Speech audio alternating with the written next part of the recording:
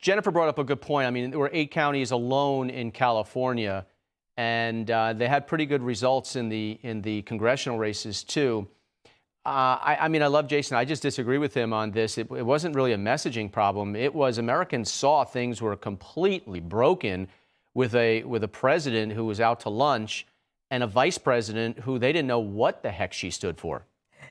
Indeed, and it was extremely frustrating to hear him say that, because it tells me that they have not heard the American people. To your point, and to your point, and to Jennifer's point, that when you say, "Oh, we just had a bad message," and they said that all throughout the Biden-Harris administration, they've been saying, you know, if the American people just understood, we have a communication problem. No, we have eyes, we can see.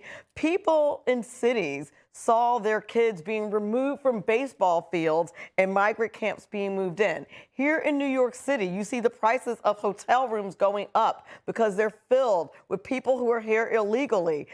The American people are compassionate people. They're empathetic people. But what you don't do as a country is run it in such a way that you put other people before its residents. And that's the problem. It's not a messaging problem. It's a policy problem. When we have inflation at 20% cumulatively over the last 4 years, cumulative inflation at 20%, you don't look in the camera and say, "Oh no, things are fine. The cost of bread at $15, I'm exaggerating, of course, is okay." But that's what I'm saying. Like they kept gaslighting the American people, and then the Democrats are saying, "Oh, we just have a terrible messaging problem." No, you have a terrible policy problem, and the American people just asked you very loudly to fix it. So I would strongly suggest you see your therapist, talk it out with somebody, I don't know, and figure it out. But it's not a messaging problem. Your policies are terrible, and you need to fix them and listen to the American people about what they want,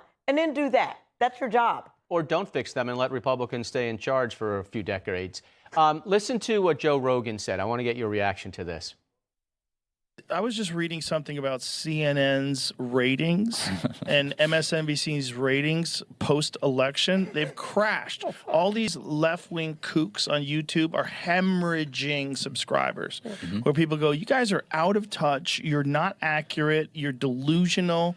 And people are speaking with their subscriptions, and they're speaking with their purchasing of the Washington Post, and they're purchasing the New York Times. It turns out that the American people don't like being lied to. Yeah. And that's what the mainstream media just did, and that's why they're losing eyeballs. Yeah, no, it's so true. It's so true. And, you know, MSNBC's morning show calling him a Nazi for 4 straight years, the most dangerous human being on the planet. And then when he wins, they go say hi to him. Exactly. That tells us all you need to know. Melanie, thanks for being with us. Thank you for having me. I love the orange, by the way. Happy Thanksgiving to you. Thank you. Happy Thanksgiving. Yeah.